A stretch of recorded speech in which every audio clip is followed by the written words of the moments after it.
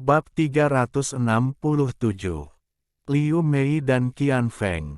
Wang Lin melangkah ke pintu cahaya. Ketika dia muncul kembali di altar, semua orang sudah pergi seperti tidak ada orang di sana sejak awal.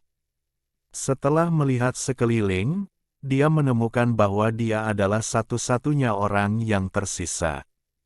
Sepotong batu giok melayang di udara dan memancarkan cahaya lembut. Wang Lin melambaikan tangan kanannya dan menangkap batu giok itu. Dia memeriksa batu giok dan menemukan peta.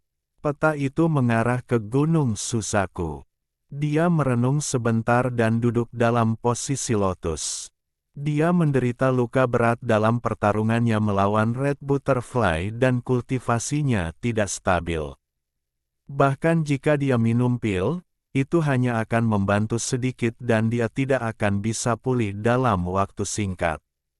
Jika dia ingin pulih sepenuhnya, dia harus memasuki kultivasi pintu tertutup. Setelah sekian lama, langit menjadi gelap dan Wang Lin berdiri. Dia menamparkan tasnya dan binatang nyamuk muncul. Dia duduk di nyamuk, mengirim pesan ke nyamuk, dan terus berkultivasi. Penerbangan nyamuk menjadi lebih mulus saat menuju ke arah yang diinstruksikan Wang Lin. Malam itu sangat sunyi di Susaku. Bulan tinggi di langit dan cahaya bulan menutupi tanah. 3 hari kemudian, pemandangan aneh terjadi di gunung belakang Gunung Susaku. Gunung Susaku adalah tanah suci Susaku. Di depan adalah istana Susaku dan di belakang adalah gunung belakang Susaku di mana seseorang memerlukan izin dari Susaku saat ini untuk masuk. Gunung belakang tidak terlalu besar, itu hanya sebuah gua besar. Gua ini dibagi menjadi 4 lapisan.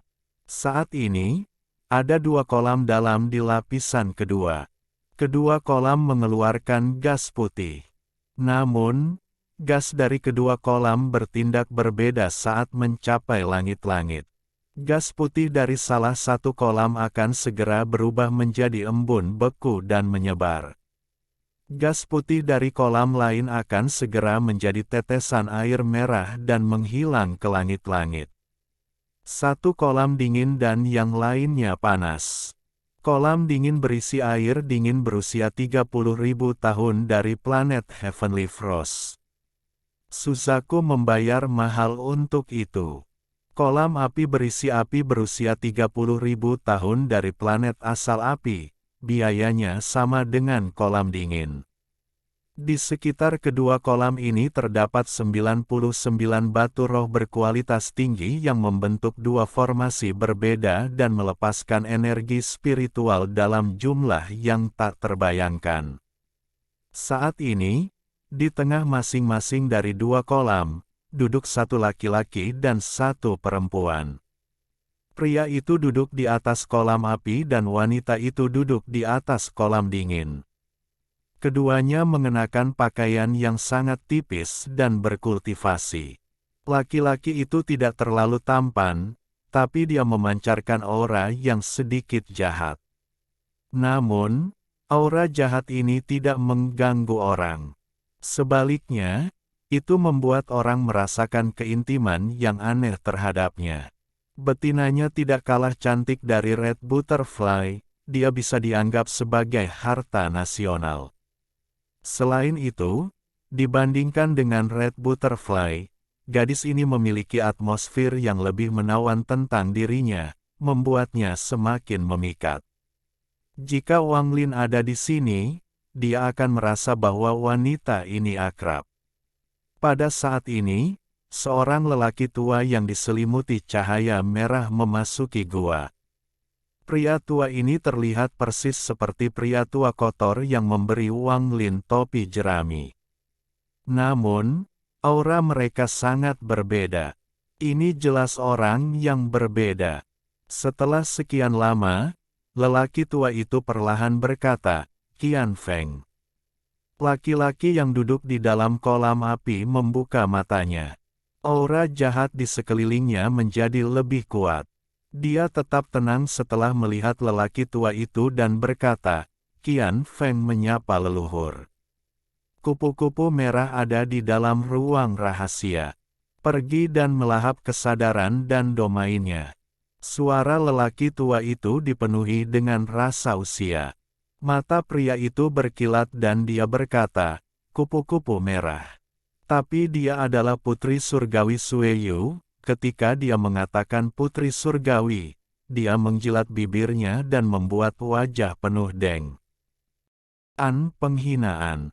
Pria tua itu perlahan berkata, wilayahnya yang kejam memiliki terobosan dalam pertempurannya dengan Cheng Niu, jadi ini akan mencapai penyelesaian pertamanya, tetapi dia belum menyadarinya.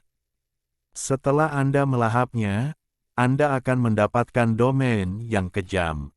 Akibatnya, peluang Anda untuk mencapai tahap ascendan akan meningkat sedikit. Aku sudah lama mencari gadis ini.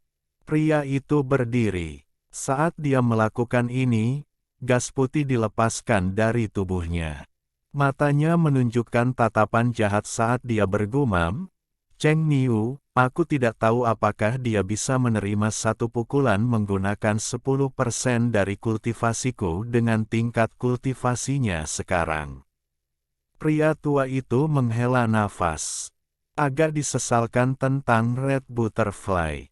Gadis ini, aku semakin tua dan tidak tahan melakukan hal-hal tertentu, lupakan saja, pergilah.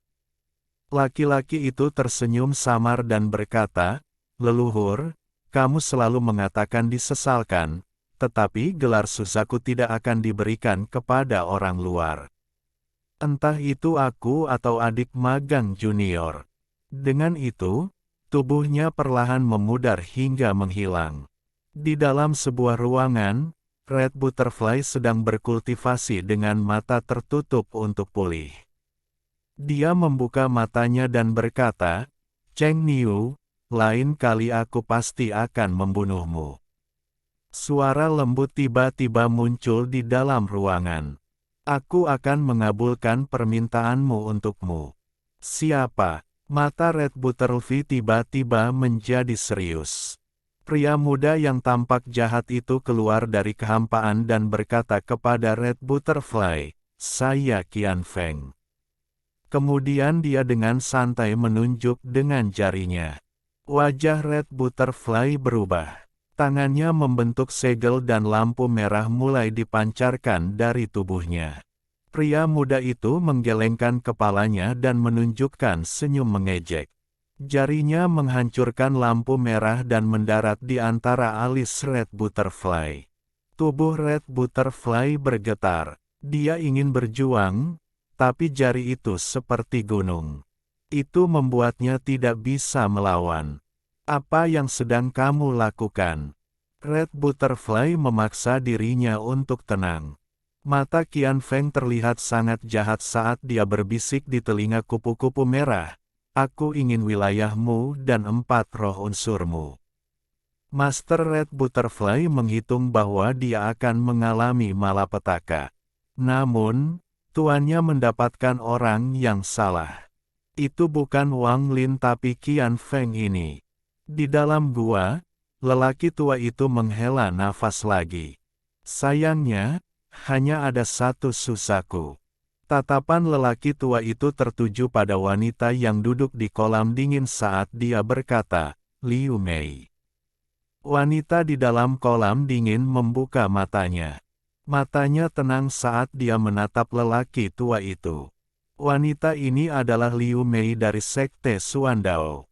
Orang tua itu berkata, kamu membuat 1000 avatar untuk berkultivasi di berbagai sekte di berbagai negara untuk memahami hukum langit. Salah satu avatar pergi ke Sekte Suandao di Zhao. Ingat Wang Lin, dia adalah murid dari Sekte Heng Yue. Liu Mei merenung sedikit dan berkata, murid memiliki ingatan, tetapi tidak terlalu jelas. Cheng Niu itu adalah Wang Lin. Tidak ada keterkejutan di mata Liu Mei. Dia hanya mengangguk dan tidak mengatakan sepatah kata pun. Orang asli yang kusiapkan untukmu adalah Zhou Yi dari Sekte Lima Elemen. Dia memiliki domain gila. Jika Anda bisa meninggalkan tanda Anda di hati daunnya, Anda bisa melahap domainnya yang gila. Sayangnya, orang ini menghilang di alam surgawi. Liu Mei merenung. Orang tua itu memandang Liu Mei dan berkata, kamu akan meninggalkan kultivasi pintu tertutupmu. Cheng Niu itu akan segera tiba, jadi kau harus menyapanya. Gunakan metode apapun yang Anda bisa untuk meninggalkan bekas di hati daunnya. Gunakan pria ini sebagai tungku Anda untuk membantu domain Anda mencapai penyelesaian yang lebih besar. Setelah Anda berhasil, Anda akan mendapatkan kendali atas wilayah hidup dan matinya. Akibatnya, Anda akan memiliki peluang lebih tinggi daripada Feng Er untuk merebut gelar Susaku. Liu Mei menghela nafas. Dia menggigit bibir bawahnya dan mulai merenung. Oh, kamu tidak mau. Mata lelaki tua itu bersinar merah. Ah, mereka tampak pendiam namun bermartabat. Liu Mei berbisik, murid patuh. Pria tua itu mengangkat kepalanya dan melihat ke kejauhan. Matanya sepertinya bisa melihat melalui gua dan ke kejauhan di mana seorang lelaki tua sedang makan stik drum di negara budidaya peringkat 1. Saudara magang junior, dari 4 orang yang kamu pilih, Cheng Niu adalah yang terlemah, jadi kurasa kamu tidak keberatan. Saya akan berkultivasi dengan pintu tertutup. Saya harap ketika saya keluar, Anda sudah berhasil. Setelah sekian lama, lelaki tua itu menarik pandangannya dan menghilang dalam kilatan cahaya merah. Liu Mei berdiri. Pakaian tipisnya menempel di tubuhnya, memperlihatkan sosok yang melengkung sempurna dan indah. Dia mengenakan gaun bagian dalam merah muda pucat dan kemudian gaun putih luar yang memperlihatkan lehernya yang memikat. Lipatan roknya mengalir ringan seperti cahaya bulan putih yang indah di tanah. 3.000 helai rambutnya diikat dengan pita dengan 1 helai digantung di depan dadanya. Kulitnya seputih salju dan rona merah samar yang muncul di wajahnya menciptakan aura yang sangat menawan dan lembut. Dia seperti kupu-kupu cantik yang melayang di angin tetapi pada saat yang sama sedingin es. Dia adalah Liu Mei. Dibandingkan dengan saat Wang Lin bertemu dengannya, dia bahkan lebih memikat dan cantik. Wang Lin, apakah itu yang muda dengan pedang besar di Sekte Heng Yue? Ya, dia adalah orang pertama yang sadar kembali. Saya tidak berpikir bahwa dia akan memasuki mata leluhur hanya dalam 500 tahun, orang ini tidak sederhana. Liu Mei menghela nafas dan berjalan keluar dari gua. Meninggalkan tandaku di hati daunnya tidak akan sulit, namun, apakah ini cara yang benar? Liu Miu menunjukkan ekspresi kebingungan. Pada saat ini, pemuda berwajah jahat bernama Qian Feng melayang ke dalam gua dengan seseorang di belakangnya. Orang itu adalah Red Butterfly. Namun, mata Red Butterfly seperti lubang hitam dan tidak ada tanda-tanda kehidupan di tubuhnya. Dia seperti boneka. Liu Mei dengan tenang menatap Red Butterfly dan tidak mengucapkan sepatah kata pun. Qian Feng berhenti 3 kaki dari Liu Mei. Dia tersenyum, memperlihatkan gigi putihnya, dan berkata, adik magang junior, apakah kamu akan pergi? Liu Mei mengangguk dan berbisik, kakak Qian Feng, apakah orang di belakangmu Red Butterfly? Qian Feng tertawa, kupu-kupu merah sudah mati. Dia adalah tungku selir saya. Sebut saja dia Hairless. Liu Mei dengan hati-hati melihat Red Butterfly sampai dia benar-benar tidak bisa menonton lagi. Dia tahu bahwa Red Butterfly telah kehilangan domain dan energi kehidupannya dan telah menjadi boneka Qian Feng. Fakta bahwa kecantikan top generasi ini telah mengalami nasib seperti itu membuat Liu Mei merasa sedih. Ini adalah orang ketiga yang dimakan oleh Qian Feng sejauh ini. Setiap kali dia melahap seseorang, tingkat kultivasinya meningkat. Nenek moyang mulai putus asa untuk membesarkan Suzaku selanjutnya. Qian Feng menatap punggung Liu Mei dengan tatapan jahat dan bergumam, "Adik magang junior, suatu hari kamu akan menjadi selirku." Tidak berperasaan, bagaimana menurutmu? Red Butterfly berdiri tak bergerak di belakangnya. Tidak ada cahaya di matanya. Seolah-olah dia hanyalah mayat. Bab 368. Bencana besar. Di suatu tempat di negara budidaya peringkat 1 di Suzaku, seorang lelaki tua kotor yang sedang makan paha tiba-tiba batuk beberapa kali dan memuntahkan daging ayam di mulutnya. Wajahnya sangat suram saat dia berdiri, tapi kemudian, setelah merenung sebentar, dia duduk. Ekspresinya sangat jelek saat dia bergumam pada dirinya sendiri, "Kakak magang senior, kamu dan aku telah bertarung sepanjang hidup kita. Apakah kita akan terus bertarung bahkan ketika kita akan mati?" Aku kalah dalam pertarungan memperebutkan gelar Suzaku saat itu agar kamu bisa memilikinya, tapi kamu tidak boleh mendorongnya terlalu jauh. Karena Wang Lin dapat kembali dari alam surga, dia dipilih olehku. Jika kamu menghancurkannya, aku akan menghancurkan Qian Feng. Dia membuang paha ayam di tangannya dan matanya bersinar karena marah. Namun, saya bertanya-tanya apa kemungkinan Wang Lin Junior itu mengubah gadis kecil Liu Mei itu menjadi tungku kultivasinya adalah, "Kakak magang senior, mari kita lihat apakah murid Anda lebih baik atau apakah kandidat pilihan saya lebih unggul." Itu juga akan sangat menyenangkan.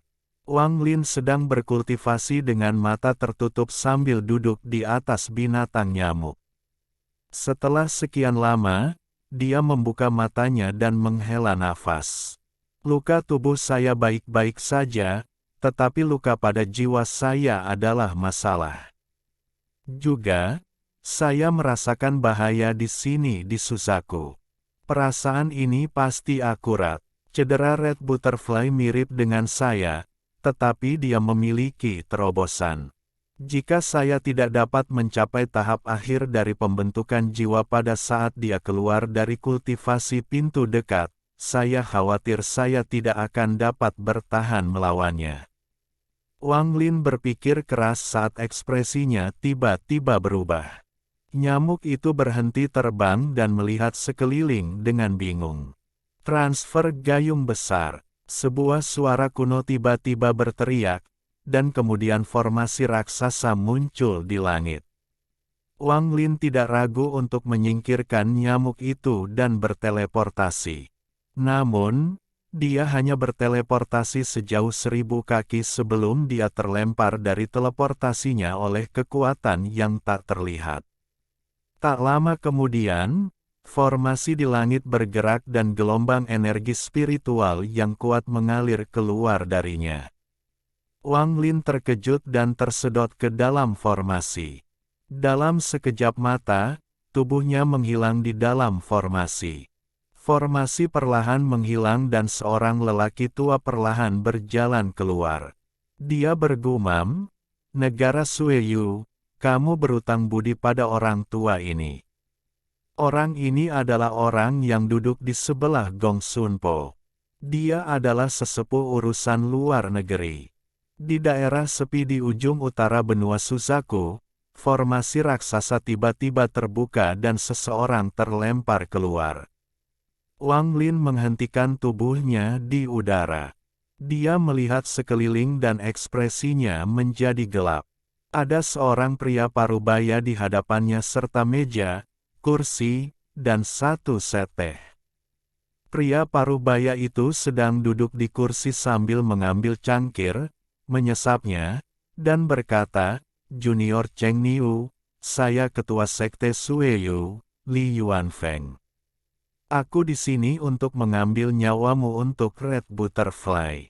Transformasi jiwa. Dia bisa mengetahui tingkat kultivasi pria parubaya itu secara sekilas.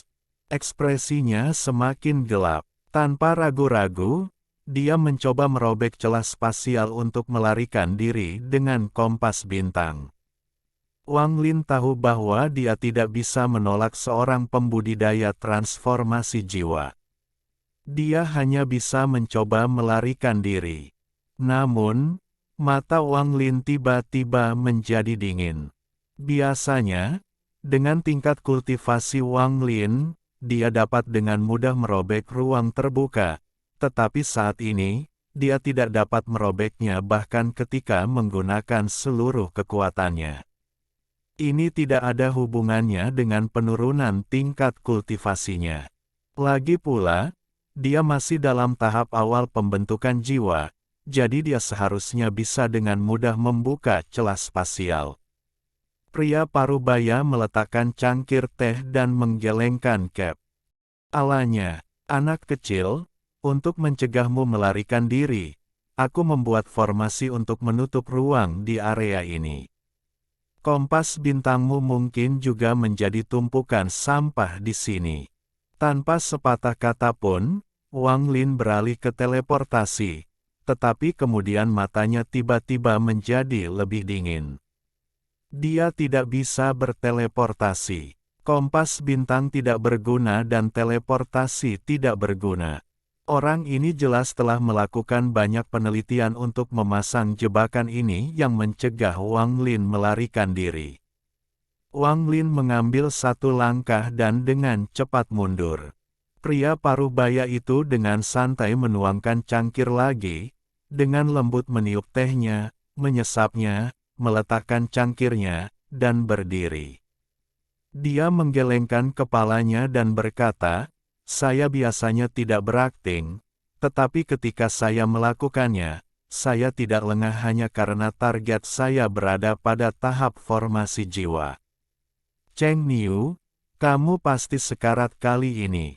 Dia terbang mengejar Wang Lin. Pria parubaya itu terbang dengan kecepatan yang persis sama dengan Wang Lin.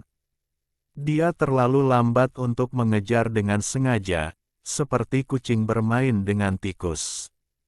Ekspresi Wang Lin semakin gelap.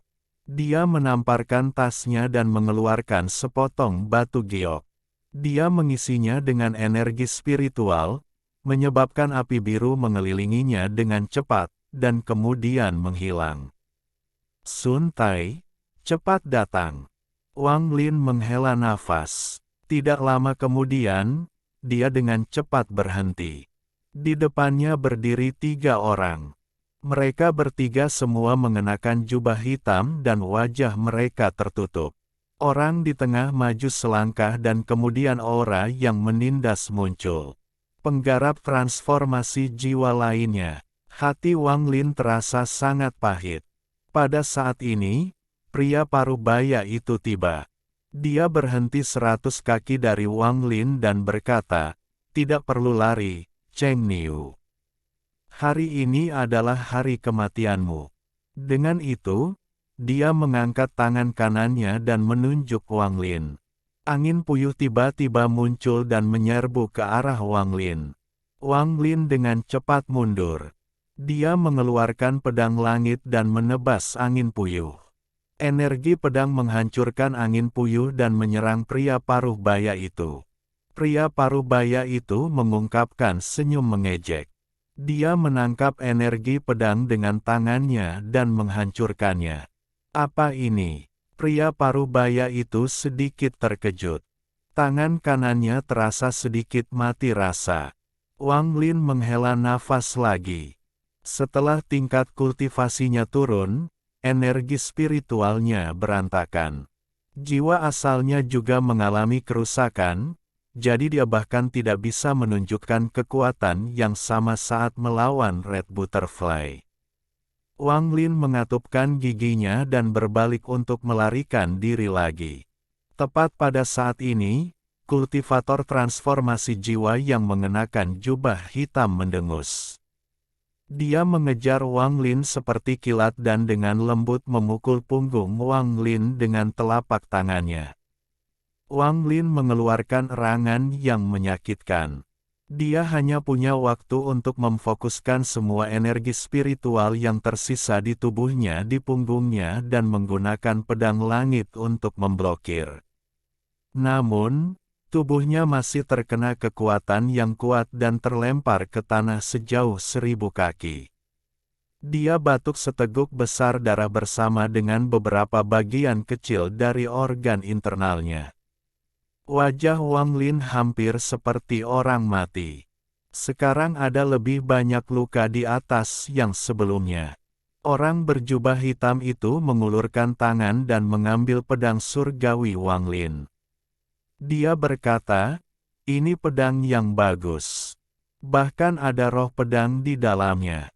Tidak buruk." Pria parubaya itu tersenyum samar dan berkata, "Pedang ini milikmu, tetapi bendera kecil yang dapat menarik pembalasan ilahi itu milikku." Pria tua berjubah hitam itu tertawa dan berkata, "Oke. Kompas bintang awalnya milik klan saya, jadi saya akan mengambilnya kembali." Pria parubaya itu mengangguk dan berkata, "Tentu saja." Wang Lin berjuang untuk bangun. Kakinya sedikit gemetar. Ini karena luka-lukanya. Dengan ekspresi cemberut, dia menatap pria tua berjubah hitam itu dan berkata, "Klan iblis raksasa." Pria tua berjubah hitam itu melepas topengnya, memperlihatkan seorang penatua berambut abu-abu, tetapi matanya seperti sinar bulan. Dia memandang Wang Lin dan tertawa. Junior Cheng Niu, orang tua ini memang dari klan iblis raksasa. Kembali ke alam surgawi, Anda mencuri kompas bintang dari tuan muda kami, jadi saya di sini untuk mengambilnya kembali hari ini. Saya harap Anda tidak keberatan. Tatapan Wang Lin gelap. Tangan kanannya gemetar saat dia mengeluarkan pil dari tasnya dan memakannya di hadapan dua pembudidaya transformasi jiwa. Kemudian dia dengan tenang berkata, "Dua monster tua transformasi jiwa keluar sekaligus untuk membunuhku. Kehormatan ini, saya akan mengingatnya." Pria parubaya itu tersenyum tipis dan berkata, "Itu benar. Meskipun kamu akan mati, kamu harus mati dengan senyuman. Adapun harta Anda, saya sangat tertarik pada mereka." Dengan itu, dia menunjuk Wang Lin lagi. Kali ini, gelombang energi spiritual keluar dari jari pria parubaya itu ke arah Wang Lin. Wang Lin berhasil memulihkan sedikit energi spiritual, jadi dia mengeluarkan bendera larangan dan mengibaskannya. Gas pembatas keluar dan membentuk dinding pembatas untuk memblokir gelombang energi spiritual itu. Banyak lapisan gas pembatas hancur, tetapi berhasil menghentikan energi spiritual yang menuju Wang Lin. Mata pria parubaya itu berbinar saat melihat ke arah bendera larangan di tangan Wang Lin dan tersenyum. "Bendera kecil yang bagus. Saya harus mempelajarinya dengan hati-hati." Dari sudut pandangnya, Cheng Niu pasti akan mati. Tidak mungkin bagi dua pembudidaya transformasi jiwa untuk tidak dapat membunuh seorang pembudidaya formasi jiwa belaka. Wajah Wang Lin menjadi semakin pucat dan sedikit keputusasaan muncul di hatinya. Tubuh aslinya pasti tidak bisa datang. Mengabaikan fakta bahwa itu terlalu jauh, tubuh aslinya masih tidak bisa datang ke sini atau dia akan benar-benar mati. Dia harus mengulur waktu sampai Sun Tai tiba. Ini adalah satu-satunya cara. Namun, semua energi spiritualnya habis saat dia menggunakan bendera larangan. Tidak ada lagi energi spiritual yang tersisa di tubuhnya. Pria parubaya itu hendak menunjuk lagi ketika salah satu orang berbaju hitam di samping pria tua itu maju dan dengan hormat berkata, "Leluhur, biarkan junior membunuh orang ini untuk membalaskan dendamku." Pria parubaya itu menurunkan tangannya dan melihat ke arah leluhur klan iblis raksasa. Nenek moyang memandangi orang berjubah hitam itu dan mengangguk. Orang berjubah hitam itu berbalik dan melepas topengnya. Itu Cihu. Mata Cihu tenang saat dia terbang menuju Wang Lin. Cihu. Saat Wang Lin memegang bendera larangan di tangannya, matanya menunjukkan perasaan yang rumit. "Cheng Niu, terimalah kematianmu," teriak Cihu, tetapi matanya mengungkapkan cahaya misterius. Telapak tangannya mengeluarkan gelombang energi spiritual. Ketika Wang Lin melihat tatapan Cihu, jantungnya berdetak kencang. Gelombang energi spiritual yang terbang menuju Wang Lin tidak memiliki kekuatan serangan, itu diserap oleh tubuh Wang Lin. Segera, energi spiritual mulai memenuhi tubuh Wang Lin. Bab 369. Alasannya, Cihu dengan cepat tiba di depan Wang Lin dan menendangnya, menyebabkan dia terbang sangat jauh. Tendangan ini tidak hanya tidak membahayakan Wang Lin, bahkan mengirim gelombang energi spiritual lainnya ke dalam dirinya. "Kakak Cheng, kabur ke tenggara." Suara cemas Cihu memasuki telinga Wang Lin. Pria parubaya itu bisa melihatnya langsung dan mendengus. Nenek moyang klan iblis raksasa menyerang dan berteriak, "Cihu, apa yang kamu lakukan?" Cihu bergerak untuk memblokir leluhurnya. Matanya jernih saat dia berteriak, "Leluhur, kompas bintang itu adalah sesuatu yang saya berikan kepada Cheng Niu, bukan sesuatu yang dia curi. Aku, Cihu, seorang laki-laki. Cheng Niu menyelamatkan saya berkali-kali di alam surga dan dia adalah teman saya. Bagaimana saya bisa meninggalkannya begitu saja?" Petik 2. Nenek moyang klan iblis raksasa tertawa marah. Dia akan berkeliling Cihu. Namun, Cihu meraung dan gambar kapak di dahinya menyala. Dia mengambil langkah ke arah leluhurnya dan berteriak, "Kompas bintang itu tidak berguna bagi kita. Jadi bagaimana jika saya memberikannya kepada orang lain?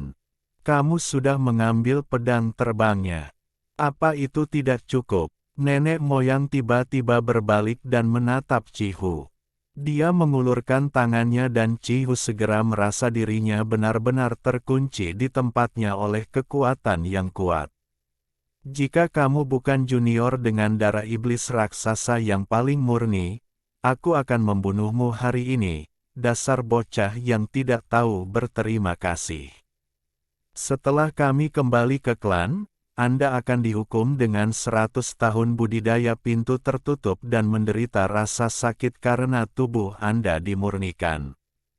Dengan itu, dia mengejar Wang Lin yang melarikan diri. Cihu mengepalkan tinjunya saat dia melihat ke arah tempat Wang Lin melarikan diri. "Kakak Cheng, aku mencoba yang terbaik." Cihu merasa melankolis. Dia tidak mengira Wang Lin akan selamat. Alasan dia rela menyinggung leluhur adalah untuk tidak mengecewakan dirinya sendiri. "Aku, Cihu, adalah pria terhormat. Cheng Niu menganggap saya teman, jadi saya tidak bisa melakukan sesuatu yang tidak berperasaan." Wang Lin telah memulihkan energi spiritual dengan bantuan Cihu dan menggunakannya untuk melarikan diri. Saat dia terbang, Wang Lin menunjuk ke alis ini dan menghela nafas. Dia tidak tahu formasi apa yang telah diletakkan musuh, dia hanya tahu bahwa dia tidak dapat merobek ruang terbuka atau berteleportasi, dan dia bahkan merasakan sesuatu menghalangi dia untuk memasuki surga yang menentang manik. Setidaknya saat ini dia tidak akan bisa memasukinya tanpa waktu. Formasi ini sangat misterius. Bukan hanya Wang Lin yang tidak bisa berteleportasi, leluhur Giant Demon Clan yang menempatkan formasi juga tidak bisa berteleportasi. Pedang langit telah dicuri, jika aku hidup hari ini, aku harus mengambilnya kembali. Sedikit kebencian muncul di mata Wang Lin. Namun, tepat pada saat ini, pria parubaya itu mengejar Wang Lin dan dengan dingin berkata, "Kamu tidak akan bisa melarikan diri. Aku akan mengirimmu ke kematianmu." Dia mengangkat tangan kanannya dan menekan dengan ibu jari kanannya. Sebuah kekuatan yang kuat melonjak keluar dari ibu jari, tetapi tepat sebelum kekuatan itu mengenai Wang Lin, sebuah domain yang kuat juga melonjak ke arahnya. Wilayah ini memiliki keharuman teh. Berusaha sekuat tenaga untuk menghargai teh untuk mengalami hidup dan teh menemaninya seumur hidup. Domain hidup dan mati Wang Lin segera muncul, tetapi ketika berhadapan dengan domain seorang kultivator transformasi jiwa, dia tidak bisa bersaing. Dia batuk lebih banyak darah dan jiwa asalnya rusak lagi.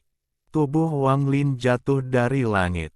Tanda yang tampak seperti daun teh muncul di wajah Wang Lin. Setiap kali bersinar, tubuh Wang Lin akan melemah.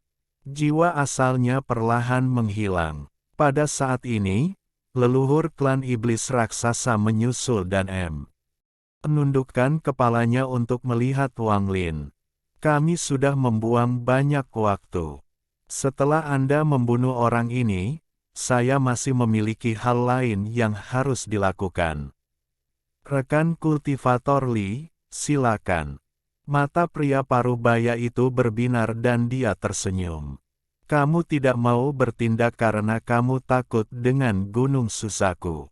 Baiklah, karena ini adalah rencanaku, aku akan melakukannya. Dengan itu, dia menunjuk Wang Lin.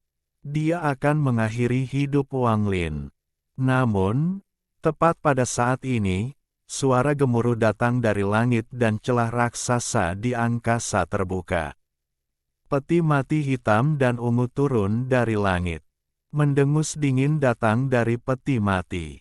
Formasi penyegelan iblis surga dan kematian. Jika saya belum mengetahui formasi ini, akan sangat sulit bagi saya untuk masuk. Seorang lelaki tua berjubah merah menatap ketiga orang di bawahnya dengan mata berbinar. Setelah melihat leluhur Giant Demon Clan dan pria parubaya, wajahnya menjadi gelap dan dia mengutuk. Cheng Niu, apa tidak ada yang lebih baik untuk dilakukan selain membuat dirimu sendiri dalam masalah?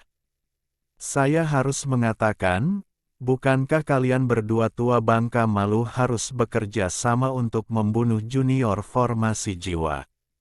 Sekte mayat, pria parubaya itu menarik jarinya. Matanya berbinar saat dia menatap pria tua itu. Pria tua berjubah merah itu adalah kepala tetua Sekte Mayat, Sun Tai. Ekspresi Sun Tai cemberut saat dia melihat pria parubaya di hadapannya.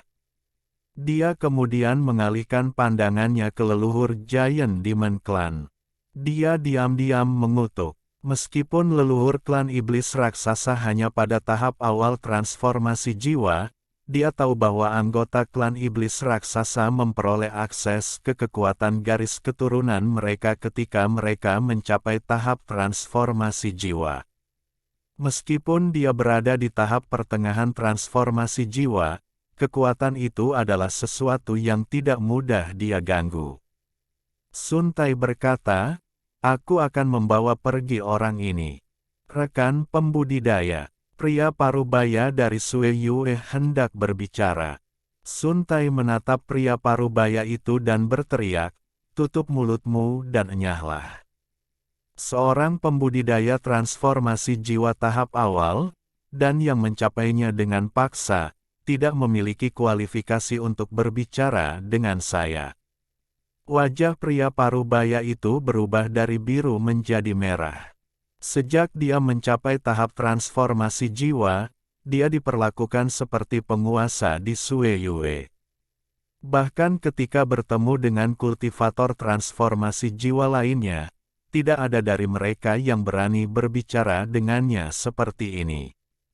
Sun Tai mendengus dan mengalihkan pandangannya ke arah leluhur Giant Demon Clan. Ekspresi leluhur Giant Demon Clan cemberut saat dia menatap Sun Tai. Setelah merenung sebentar, dia menggelengkan kepalanya dan berkata, "Tidak, orang ini harus mati dan mayatnya harus menjadi milikku." Pria parubaya dari Sueyue terkejut. Dia menoleh untuk melihat leluhur Giant Demon Clan. Ini adalah pertama kalinya dia mengatakan dia menginginkan mayat itu. Sun Tai mendengus dan berteriak, "Kamu bukan anggota sekte mayatku. Apa gunanya mayat itu?" Leluhur Giant Demon Clan menatap Sun Tai dan dengan tegas berkata, "Aku punya kegunaanku sendiri." Dia memang memiliki kegunaan untuk mayat itu. Bahkan jika pria Sueyue tidak datang untuk memintanya, dia masih diam-diam bertindak untuk membunuh Wang Lin. Dia tahu bahwa nama asli Cheng Niu adalah Wang Lin. Mengambil kembali kompas bintang hanyalah alasan untuk membunuh Wang Lin. Alasan sebenarnya adalah berita yang dibawa kembali oleh anggota klan yang membuka medan pertempuran asing 500 tahun yang lalu. Manik penentang surga adalah harta yang bahkan diinginkan oleh aliansi kultivasi. Jika klan iblis raksasa saya mendapatkannya dan memberikannya ke aliansi kultivasi, kami pasti akan diberikan status peringkat 6. Lalu kita bisa meninggalkan Suzaku dan mendapatkan planet klan iblis raksasa kita sendiri. Maka klan saya akan memiliki kemampuan untuk memiliki kultivator tingkat ascendan. Manik penentang surga diperoleh oleh Wang Lin ini. Semua pikiran ini dengan cepat terbang di kepalanya. Dia memutuskan bahwa Wang Lin tidak akan dicuri oleh orang lain hari ini. Tahun itu, anggota klan yang melaporkan berita itu langsung dibunuh olehnya dan jiwanya dicari dengan hati-hati. Setelah menentukan bahwa anggota klan tidak memberitahu orang lain dan jumlah orang yang tahu sangat sedikit, dia memutuskan untuk tidak membunuh semua orang dan diam-diam mencari Wang Lin. Namun, meskipun leluhur memiliki banyak kekuatan, Wang Lin tampaknya telah menguap, dan Suzaku terlalu besar. Berdasarkan informasi dari anggota klan, Wang Lin telah menghilang di dalam celah spasial di dalam medan pertempuran asing. Karena itu, dia secara pribadi pergi ke medan pertempuran asing dan mencari di dalam celah spasial selama 100 tahun tetapi tetap tidak menemukan apapun. Dia secara bertahap memasukkannya ke dalam pikirannya dan merasa menyesal. Dia percaya bahwa Wang Lin telah mati tanpa sisa dan manik penentang surga sekali lagi hilang. Namun semua itu berubah ketika Cheng Niu muncul. Dia menemukan apa yang dikatakan Cihu aneh. Setelah menggunakan statusnya sebagai leluhur untuk memaksa Cihu akhirnya mengatakan yang sebenarnya. Nenek moyang segera menjadi curiga. Setelah melakukan penyelidikan, dia menemukan bahwa Cheng Niu adalah Wang Lin. Akibatnya, dia langsung menjadi bahagia, tetapi karena campur tangan Suzaku, dia tidak bisa bertindak atau semuanya hanya akan menjadi mimpi. Namun, dia memang membunuh satu orang lain yang mengetahui masalah ini. Itu adalah utusan dari negara budidaya peringkat 4. Ketika leluhur Giant Demon Clan menggeledah jiwa pembawa pesan, dia menemukan bahwa pembawa pesan tersebut tidak yakin dengan berita tersebut dan belum melaporkannya. Setelah memastikan ini, dia santai dan memutuskan untuk menunggu saat yang tepat untuk membunuh Wang Lin. Suatu hari, Li Yuan dari Sui Yue datang untuk memintanya membentuk formasi untuk membantu membunuh Wang Lin. Dia datang dengan alasan mengambil kompas bintang sehingga dia bisa mendekati Wang Lin. Akibatnya, bahkan jika Suzaku menyelidiki masalah ini, Sui Yue akan menerima pukulan itu dan dia akan dapat diam-diam mengambil manik penentang surga. Bahkan jika Wang Lin mati, dia bisa menggunakan teknik rahasia untuk menemukan keberadaan manik penentang surga. Mata Sun Tai menjadi gelap. Dia mendengus dan terbang menuju Wang Lin. Pria parubaya itu dengan cepat terbang. Dia mengeluarkan arloji perunggu dan hendak memblokir Sun Tai. Tapi Sun Tai berteriak, "Enyahlah!" Dan kekuatan melonjak keluar dari tubuh Sun Tai, menyebabkan pria parubaya itu berhenti sejenak. "Kamu berani!" Leluhur Giant Demon Clan melemparkan pukulan. Pusaran hitam tiba-tiba muncul dan mendekati Sun Tai. Tangan kanan Sun Tai menunjuk peti mati di belakangnya. Tutup peti mati bergerak sedikit dan tubuh mumi terbang keluar untuk melawan leluhur Giant Demon Clan. Dia mengambil kesempatan ini untuk menjangkau dan menangkap Wang Lin. Wang Lin sangat lemah saat ini, matanya tertutup dan wajahnya pucat pasi. Tanpa sepatah kata pun, Sun Tai berbalik dan terbang ke celah itu. Ekspresi pria parubaya itu gelisah.